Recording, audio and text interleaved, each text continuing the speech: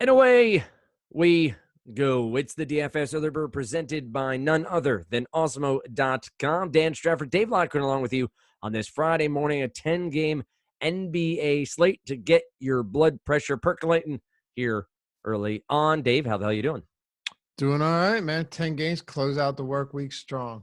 Absolutely. And I think we have a pretty solid run of NBA games through NFL Super Bowl Sunday from here.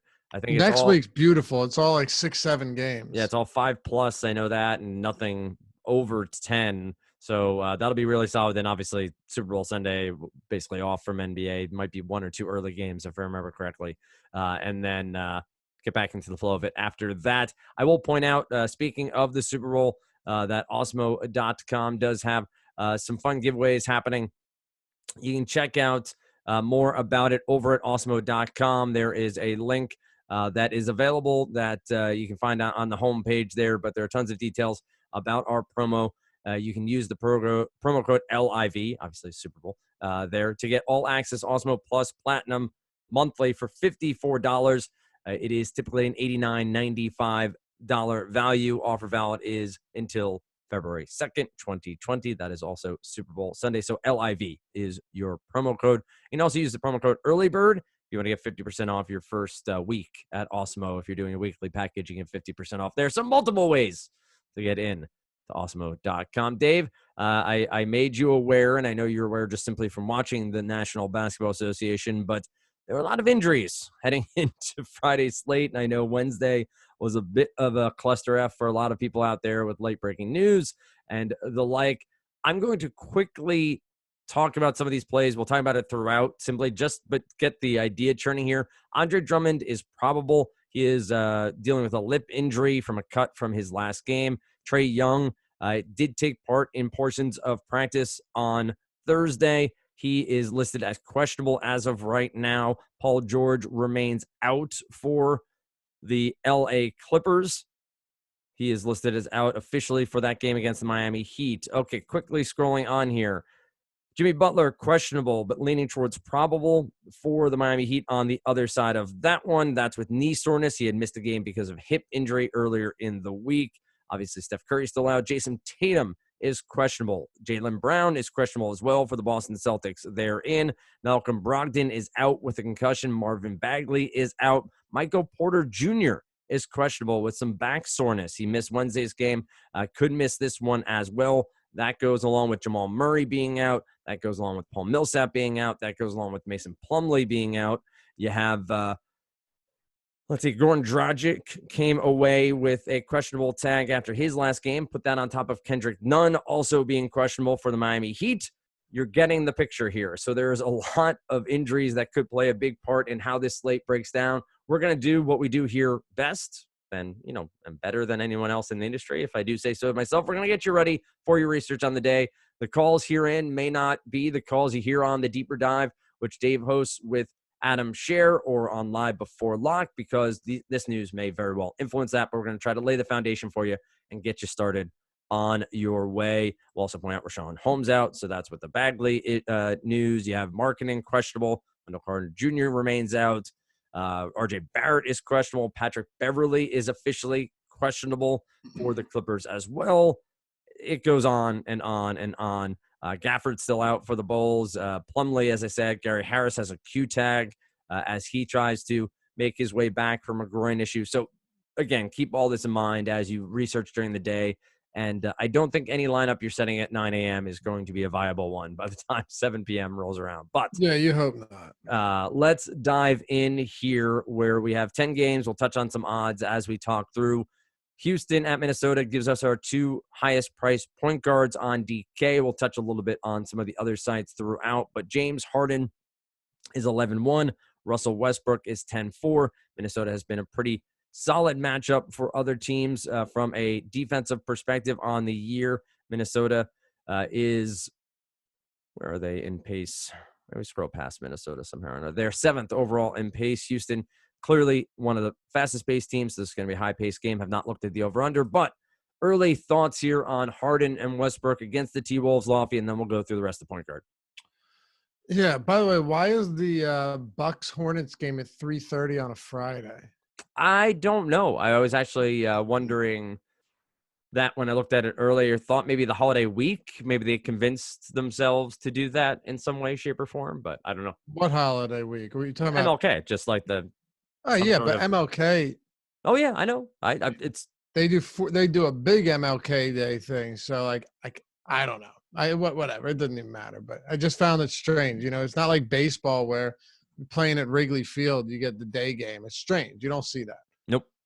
But yeah, I mean the big thing here when you're looking at these expensive guys, who's on the slate, above 10K on DraftKings, you have Jokic. I'm sorry, Towns, Kawhi Leonard with Paul George out, Russell Westbrook, and James Harden.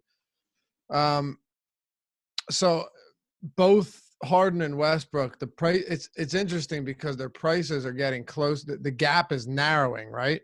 Russell Westbrook has now dropped 60 plus fantasy points and Oh, and before anybody yells at us, I think this is the overseas game, the Hornets Bucks.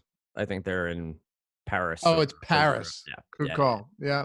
It says that right below there. So Okay. whoever's typing furiously in the comment section over on YouTube, like, Yeah, I don't. I'll be honest, I don't pay attention to that shit. I really don't. Go ahead. I mean, seriously, I mean, come on now. Like, unless it's There's someone who's firing off the single finger comments. Oh yeah, no pecking question. at the keyboard. We love you, whoever you are. Coffee, if you did pay attention to that, you'd have known that they had bad avocados in Mexico City. Eat a damn baguette.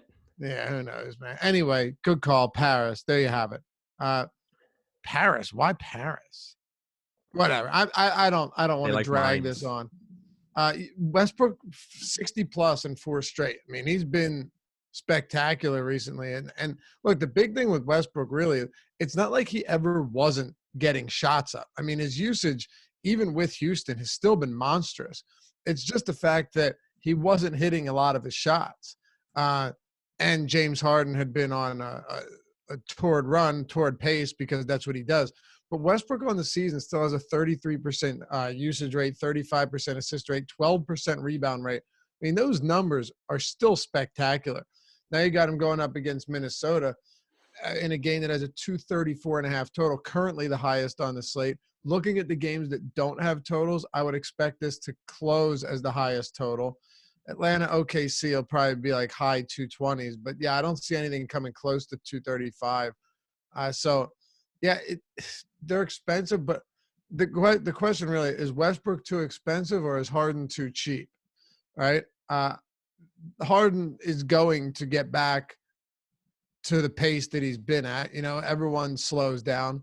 And here's what I would say. As good as Westbrook's been, and he's been phenomenal, with Harden being only like $700 more expensive than him on FanDuel, I'm still going James Harden over Westbrook. But I think against Minnesota, like you said, a team that plays at an elevated pace, also a team that has been markedly better defensively without Towns on the floor. So that makes a pretty significant difference, especially in terms of rim protection. I think I'd rather get to James Harden, but I like both. On FanDuel, Harden's only $400 more expensive than Westbrook. So, man, that gap is really narrowing quickly. All right, now let's continue on at point guard. We obviously have that Q tag on Trae Young. Devin Booker against San Antonio is 8,700. De'Aaron Fox against the Bulls, 81. Shai Gilgeous-Alexander has really solidified his standing in the National Basketball Association so far this year. He's at 7,800. D'Angelo Russell, we go on from there. Did any of these other names on the higher end of the price point interest you at all, or do you find that it's sort of getting up to Westbrook and Harden and then finding the Lou Williams of the world if Beverly's out or some of these other influenced by injury possibilities? I like the De'Aaron Fox quite a bit. I think it's a pretty strong play there. 8,100 against Chicago is a pretty solid spot. Chicago 2-point favorites. I would expect this game to stay pretty competitive. You have Bagley off the floor, so there really isn't there aren't a ton of mouths to feed here. Bielisa's not a big time usage monster. Buddy Hield's going to get shots up, but Fox is the primary facilitator, and he's going to get a lot of opportunities to score. So I think he's a nice play here at 8,100. What I say is a top play, probably not, but I do like him. Trae Young, if he plays, is just very interesting because even in a tough matchup, I still don't see any reason why he should be $9,400 on DraftKings, right? Like, he's just too good for that. Super high ceiling player. You're talking about a guy with 30% plus usage, I think like 35 on the season, and an assist rate north of 40 last I looked. Very seldom do you come across something like that. And yeah, 44% assist rate, 35% usage rate. Monster numbers from Trae Young. If he plays, I will certainly go right back to him. Devin Booker's a little bit pricey. I'd probably go to Fox here, but the Spurs defensively have really struggled. And then last one, Deangelo Russell. I really love Deangelo Russell in Golden State right now with Curry out, as everybody out, because he's been able to pretty much do whatever he wants. I don't know if anybody watched the game on TNT, I think it was. So even if you don't have League Pass, you could have, or wherever you watch, you could have watched this against the Blazers the other day. Deangelo Russell started like 1 for 7 or 1 for 8 shooting. Did not slow him down. Did not discourage him even a bit. Still got 21 shots up. And that's pretty much what you're getting from him every day. So while I don't like the matchup, I definitely think the volume is going to be there day in and day out. So that oh, and then last thing here, against Atlanta, you've got these guards for OKC. It's kind of like a pick your poison, but hope you're right, and hope the other one doesn't kill you, because between Gilgeous-Alexander, Chris Paul, I'll even throw somebody like Dennis Schroeder into the mix. You don't know what you're getting here with them. I would say the minutes and the volume are the best with Gilgeous-Alexander, but he's also somebody that doesn't really rack up peripherals on a consistent basis. Chris Paul will give you the peripherals, but sometimes he just decides that he doesn't want to shoot. So, take your shot. Derrick Rose against Memphis. Really, it's a stacked position. There's a lot of really good matchups. We haven't even gotten to the Pelicans or Denver against the Pelicans yet, man. There is a lot. There is. And so you take that Denver, the Nuggets, and you take the idea of if Trae Young's out, Jeff Teague is down there at 4,800. I know he was major chalk on Wednesday. It did not overly come through for people, but the likes of DeJounte Murray down there at 5,100, Monte Morris, Jeff Teague, at least there are options on the cheaper side of the ball here. Does anyone stand out as, potentially a higher option if all these injuries break to these higher price guys being out? I know there might be some discussion of guys like Jarrett Culver because Teague is out, or Teague is gone, but I'd be lying if I said I had a ton of interest there, because, on a per minute basis, you're already not getting anything spectacular. Karl-Anthony Towns is back. Wiggins is in that lineup. He's going to have a tough time, competing for the basketball. Anybody else cheap? Yeah, I think one guy that's worth checking out against Sacramento would be Thomas Sadoski. The minutes for him can be a little bit volatile. I'm giving him 28 here, and I feel okay about that. He's been good enough this season, not great, but from a value perspective, his price is down far enough now where I'm willing to take a shot. Monty Morris has seen his price come up with Jamal Murray out, and I think that's probably too much to pay for him. Honestly, with the way that Morris has produced this year, you'd be better off just going to Sadoski at an actual cheaper price. And then just these guys are certain guard rotations are super volatile just because you don't know who's going to be there or who's going to get the opportunity. And under Popovich, it's the same thing with Derek White and Patty Mills. Against Phoenix, my guess is that, somebody's going to have a big game. And this game's got a 229 total. I just don't know who it is. Makes sense. And always a fun practice to go through to try to figure out and nail down who it may just be. But again, I will reiterate that there's going to be a lot of news coming through here and things to keep an eye on that may open up a value player too and really change the landscape of the entire slate, to be quite honest. If some of these Q tags go towards doubtful or out, or some of these guys end up being in, it's going to change the way you analyze and the way you project minutes, obviously, for those who are left. If we look at shooting guard next, obviously Harden's at the top at 11-1. You take that big jump down to Zach LaVine against Sacramento, would seem to be in a good spot. Is 8,800 too expensive for you for LaVine, whose floor can be a little bit of a roller coaster ride? He was what? Wasn't he? He was 9K the other day. He's expensive, man. And I guess we have to ask ourselves, who priced around him would you rather have? Rather have Trae Young. He's $600 more expensive, and we actually don't even know if he's going to play. Jimmy Butler is another interesting one. We can tie him into the same conversation at shooting guard. There's, Patrick Beverley. Is Beverley going to play? I don't know. Defensively, that weakens this Clippers team if he's out and he's not expected to play. I mean, I don't know if you were paying attention to that Atlanta Clippers game, but my God, that was unbelievable how they caved in. Now, Kawhi was out, right? Yep. But still, they had a 20-point lead, I think, in the first quarter, ended up losing the game by 7.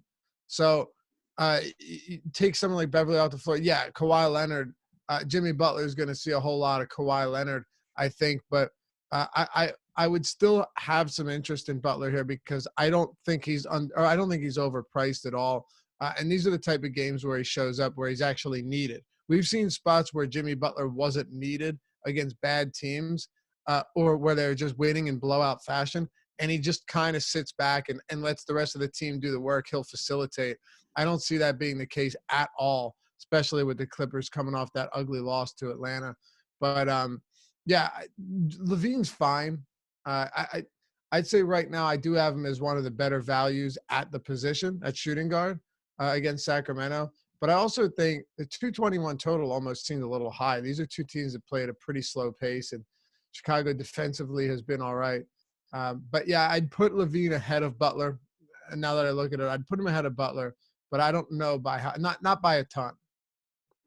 What else do you have here at shooting guard? Doesn't feel like it's an exceptionally deep position. Lots of names and potential matchups, but not guys that jump off the page as ones you want to play. Obviously, MPE helps a little bit here on DK with the likes of D'Angelo Russell and Lou Williams available. But anybody who is shooting guard only or shooting guard small forward that you want to highlight before maybe even taking that turn to small forward to discuss that further? Yeah, two guys I think we can talk about. By the way, in terms of value, I don't, other than the guys we already mentioned at point guard, I don't think they're, at least right now, is a lot of value. And I'm not factoring in injuries. If we did that, we'd literally be here all night, trying to figure out who's going to be out and who's going to be in. It's an exercise in futility, Dan, and it's not going to do us any good. But if Tatum's out, then just apply that same logic, to Jaylen Brown and to Gordon Hayward. The same we did with them when Brown was out last time. And you mentioned Tatum's questionable too, right? Correct. Yeah. And Brown. Yep. Yeah. So that's pretty significant. Enes Kanter's out. We'll get to all of this. There's so many injuries. Yep. Dude. It just goes on and on. Yeah, Josh and I'll be on the strategy show. Definitely tune in for that. Definitely. That's going to be a 2-hour strategy show. Oh, yeah. That might not ever end. But two guys here. Andrew Wiggins. I've mentioned this a couple of times. I legitimately do believe that he's better with Karl-Anthony Towns in the lineup. Towns has been back for 3 games, and Wiggins has 2 huge games, one of them a triple-double over that span. He has an 8% higher EFG, effective field goal percentage, when Towns is on the floor, because when he's not, think about the other guys that defenses have to hone in on. Nobody, Jarrett Culver and Robert Covington and Gorgie Jang. There's just nobody outside of Wiggins, and it clearly wore on him. I like Wiggins here against Houston. I think like we said, very high scoring game, projected to be a high scoring game. Houston's a 5-point favorite. That's nothing. That's not an insurmountable number in terms of us wanting to get here. So I do like Wiggins. And then the only other guy we'd mention is DeRozan. I think right now I'd rather take the discount on Wiggins, $900 discount. But DeRozan has played really good basketball lately. His minutes are through the roof right now. He's played 35-plus minutes in 7 straight games. So you're going to get a ton of run from DeRozan. He leads the league in drives. He's getting to the basket. I wish he would attempt more threes. I wish he would cut back on those 16-footers. Never going to happen. That's who he is. But I think against Phoenix, this is a pretty solid play, and expected to be another set right now, second highest projected total on the slate.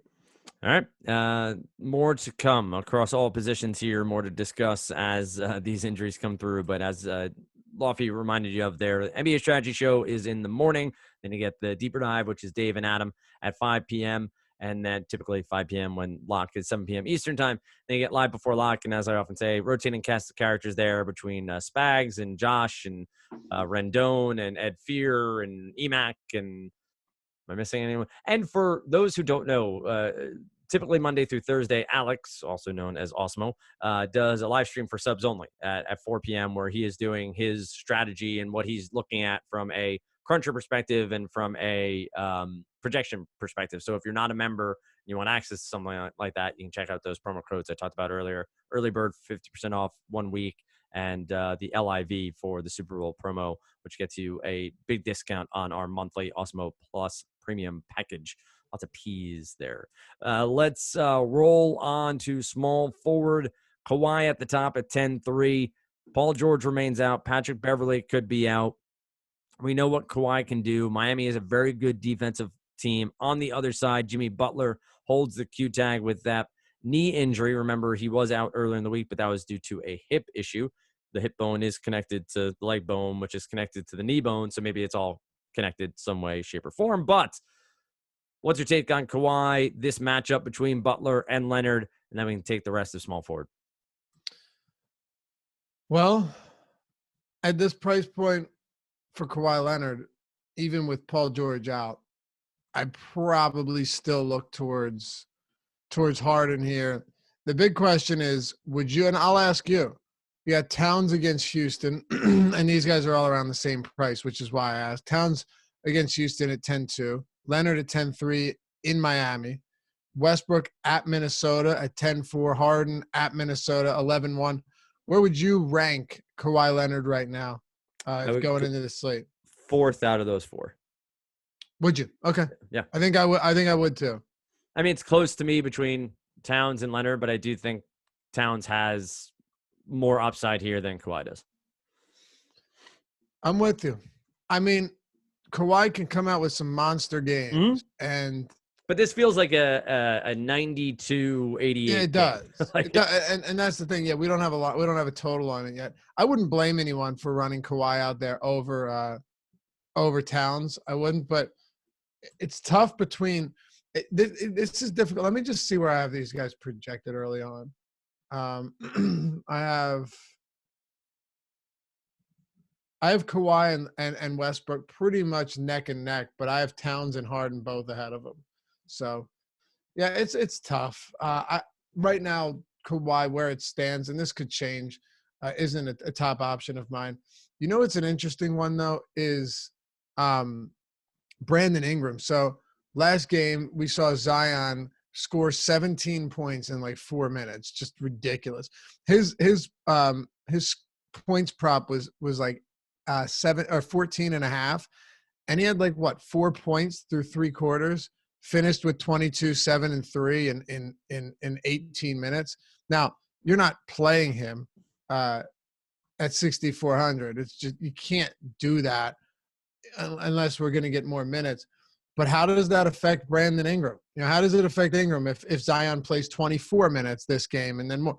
I definitely have concerns about Brandon Ingram, and he's been very good to us, but I don't see myself getting there. I'd rather play a comparably priced Jimmy Butler. I'd rather play DeMar DeRozan, who's also eligible at the position. Jason Tatum against Orlando. It's an ugly matchup, but if Brown sits, I think we could at least make the argument that it's doable there. Small forward, though, the actual guys that are just small forward eligible, it's usually pretty ugly. Looking at it right now, does anyone stand out? Do you have anybody that pops off the page at you at small forward that I haven't mentioned either here or at shooting guard? I will take a cursory look at Gallinari against Atlanta. He's at 6,800. I think he's a guy who always has the upside to get hot from 3, and so will be considerable 7K or below. Marcus Morris continues to be somebody that gets some pretty high usage and shots up for the Knicks at 6K. He's power. I just hate that matchup. You're right. I mean, he is going to get opportunity, but man, Toronto has been pretty deadly defensively. Yeah, and I think that's more than reasonable to consider. I have not played Eric Pascal in probably 2 months, but he's been playing fairly well and playing significant minutes at times for the Golden State Warriors. He is 5,300. Not the best matchup against the Pacers there, but these are the sort of names that are, you said pop off the page. No, there's no one popping off the page, but I think these are the names that when first scrolling through here, the guys that I thought may end up in a lineup or two. as potential plays at small forward. I hear you. By the way, so Brogdon's already ruled out, right? Yep. Concussion. Yeah. So I guess Aaron Holiday is at least interesting. I wish he was a little bit cheaper. McConnell's actually more expensive than Holiday. So didn't want anyone to think that I forgot about those guys, but you're not exactly getting them at massive discounts here. McConnell's played pretty well, though. So if you wanted to get to either of those guys, I guess it's doable, but probably not going to be necessary. Sorry, back to small forward. Yep. I will say don't try to read anything. I guess if everybody's out for the Nuggets again, Torrey Craig at 4,400 could get minutes, but I really think he's a pretty notable play against Houston Rockets because the Nuggets run him out there against Harden. So those minutes, that big uptick there wasn't all that surprising in that matchup. But if Millsap and Plumlee and Gary Harris and who was the other injury there? Michael Porter. And if 5 or 6 guys are out, minutes are going to have to go somewhere. So a Craig could see 24 to 28 minutes at 4,400. I think he could, yeah. I don't know what he'll do with them, if anything. That's fair. Yeah, that's could be fair. There. Yeah. All right. And just keep an eye again on the Boston situation's pretty big. We don't know what's going on there, but if both of those guys sit, then that opens things up. And even in a pretty ugly pace down matchup or just slow paced spot against Orlando, Gordon Hayward would become, one of the better overall plays at his position if both of those guys sit.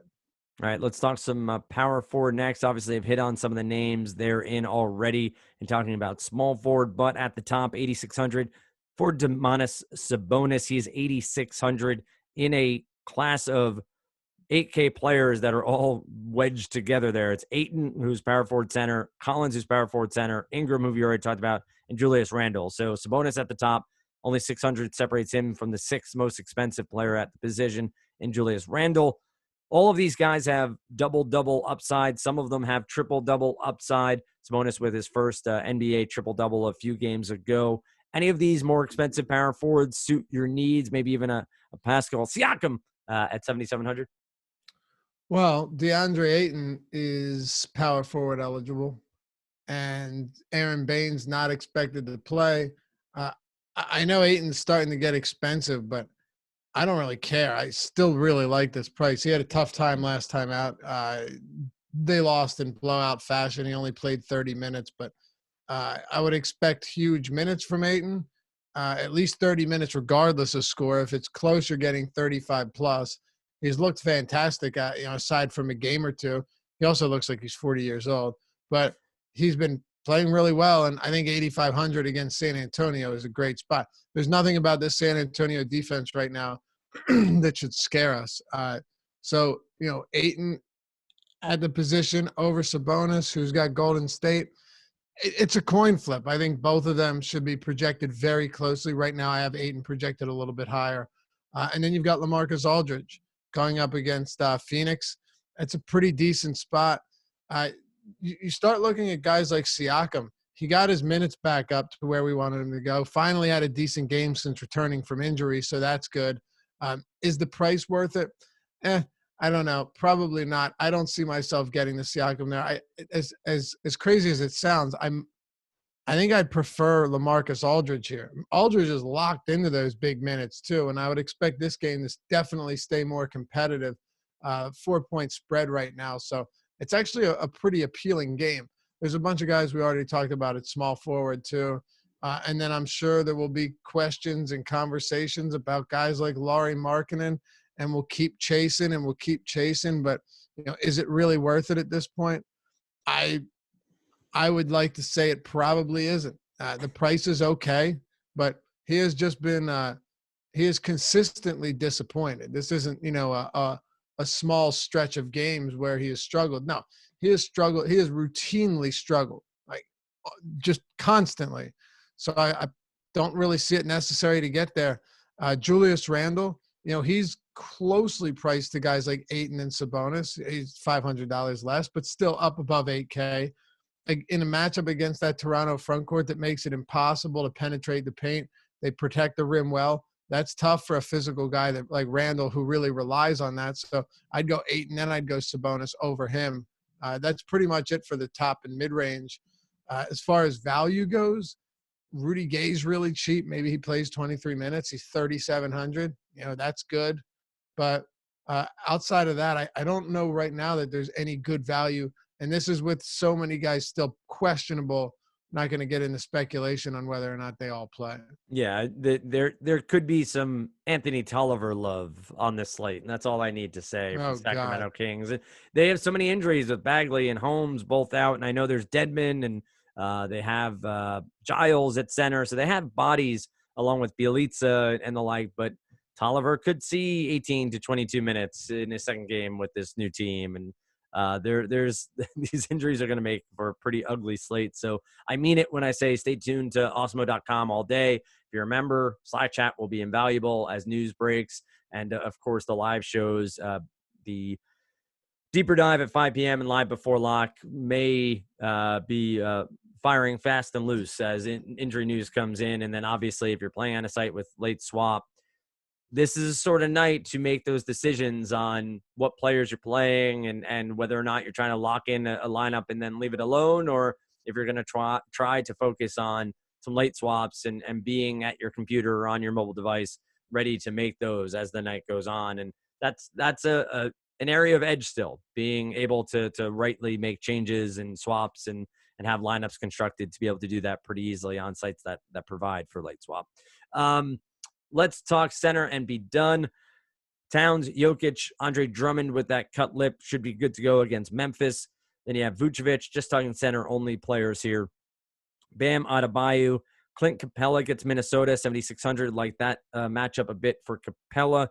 Harold Valanciunas at 72. Then we get Steven Adams with the Q tag. He left, Wednesday or Tuesday's game, I think, with an ankle issue. Oh, I missed Wednesday's matchup, I should say, with that ankle issue. He is officially questionable here against Atlanta. That could open up some holes for John Collins, as we discussed. What do you like here at center? The top end has some high-priced guys.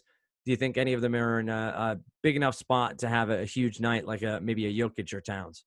Yeah, so just to get it out of the way, DeAndre Ayton, we talked about a power forward, just because I think he could be very valuable there. Center is generally one of the deepest positions, night in and night out. Drummond's pretty interesting and going up against Memphis. 227.5 total. Keep in mind, in 2020, this season, it's not that crazy, but for a Detroit game, it's pretty significant. You're looking at a spot where you're likely going to see a pretty significant increase in possessions for the Detroit Pistons, who average 99 possessions per 48. Memphis is at 104. Like it's a pretty nice pace boost. Grizzlies defensively have also struggled. They rank bottom 10 in the league, 22nd to be exact. No, I'm sorry, 23rd, tied for 23rd in defensive rating this season. I have a lot of respect for Joe Val, and I could actually see Valanciunas coming up with another solid game, but I can't trust those minutes right now. It's really tough to do so. I'd like to think he can get up to 30 in a close game, which right now this has a 1.5 point spread, but his price is getting up there, and Drummond on the other side just is pretty appealing here. I think 9,500 on Drummond is a more than reasonable price point. We talked about Towns. I think we both like Towns. Not a necessity, but a good play. What's he at on FanDuel? Do you have it pulled up by any chance on where Towns is at? What? I don't. Okay. I got it right here. Hold on. So Karl-Anthony Towns on FanDuel is 9,800. Huh. He's 500 less than Drummond. So that tells you all you need to know there. I won't even go any further into that one. There's no need to do so. But yeah, Jokic against New Orleans. This is pretty appealing too. Like like I said, center stacked, which is why I think Ayton at power forward makes a lot of sense. From Drummond to Towns to Jokic to Ayton at whatever position you want, preferably power forward. Clint Capella against Minnesota is another really, really favorable spot. The list really goes on here. I mean, you can get creative. Dwayne Dedmon is coming into this game with an increased price point, but last time out, he came in and played 31 minutes. So I think a lot of this probably is dependent on how many minutes you think Tolliver plays. I would say Luke Walton has not wanted to play Dedmon all year. The fact that he gave him 31 minutes says that he liked what he saw from him. Now, granted, it was also against Detroit, so you're looking for like a legit traditional center. Even if Tolliver was active, you're not running Tolliver out there against Drummond, right? He's a 3 and D4. But, yeah, I don't know if Dedmon's going to be as necessary in this matchup against Chicago, which does have me worrying about that a little bit. And that's probably why I won't have as much interest. If this was against a bigger front court, I'd probably have more interest in a traditional 5 like Dwayne Dedmon. But, yeah, the top of the position is just loaded with talent. All right. Lots to talk about, I think, in the mid-range. You talked about Dedmon as well, as he had been persona non grata there in Sacramento for a number of weeks now, but injuries clearly opening some things up. Any other names worth mentioning before we close it out, or situations that you do have your eye on most? Yeah, I mean, if Steven Adams plays, I think he's interesting, but with Nerlens Noel healthy, I don't know if we can really trust those minutes there. As of now, a lot can change, but as of now, it really does feel like a spot where I'd feel more comfortable paying at least mid-range or higher for. Going down to the bottom feels a little bit sketchy. And like I said, it's very possible that Dedmon goes back to playing, 20 minutes here, and they just run a small ball 5 with Bjelica, because Walton's been very, very comfortable running Bjelica as the 5, as the backup 5 in spots. Against Detroit, that wasn't really the case. But against Chicago, it could be. And you know what? It might actually make him an interesting play as well. All right. Tune in to the NBA Strategy Show Friday morning. Don't forget, you listen to Lofty over on Sirius 210 XM 87 on Saturday and Sunday. Are you up against the Pro Bowl this year? Do you have to have a show? I'm a little worried about that. Yeah, I'm sure. Yeah, no, we'll be on Saturday, Sunday. Next week we'll be on Saturdays. Super Bowl's, of course, on Sunday, so we'll be taking that day off. You don't want to broadcast? Yeah, for some reason I feel like it wouldn't be worth my time. Guys, we're talking about fantasy baseball season long today. Get on those phone lines. We're ready to really make this happen. Right. Oh, there it is. But check that out. If you're not a SiriusXM user, you can typically find some sort of promo code out there to at least get a free month or a free couple of weeks. That will get you running. You buy a new car. Typically, these days, you get it for free as well for a year. So check them out, Manny and Dave on Osmo Radio on Sirius XM Fantasy. Don't forget, you have the Early Bird podcast. No more Saturday Early Bird. So Emac and Adam will have your NBA strategy show Saturday morning, bright and early. So if you are someone looking for content therein, you can get it from them live or later in the day via your podcast app. We post that as well. And don't forget as well, Monday through Friday, you do have the Early Bird. That's available on YouTube and all your podcast apps. Find Dave on Twitter at Lofty_D, LOUGHY_D. Find me at Dan Strafford. We talked a bit about this, but I'd be loath to forget it, Lofty. 10K and above, Towns, Leonard, Westbrook, Harden. Final choice here. Which of those 4 are you starting your lineup construction with? Oh, dude. First of all, ownership, not to cop out, but oh, you're copping out hard, but here's the thing, right? If James Harden is like closely projected in terms of ownership to Westbrook and Towns and Leonard, I really don't know what it's going to look like. Mm-hmm. I feel like you just have to go Harden every time there. He who else? And you can be like, well, Westbrook did it and Kawhi did, but who else can run out there and like confidently you can sit there and say after a quarter, oh, nice, this might be a 90 fantasy point game. Harden's your guy. I think when they're this close in price, especially when he's got the same matchup as Westbrook, he's got to be the top dog there.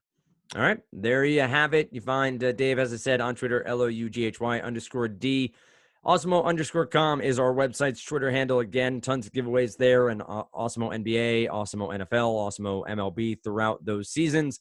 And be sure to check back early and often. Lots of content available over at Osmo.com, both free and behind the paywall, projections and ownership projections, so much more behind the paywall. So with that said, wish you the best of luck on this Friday slate. Monday morning, it's Emac and Chris Rendon right here on the DFS Early Bird presented by Osmo.com.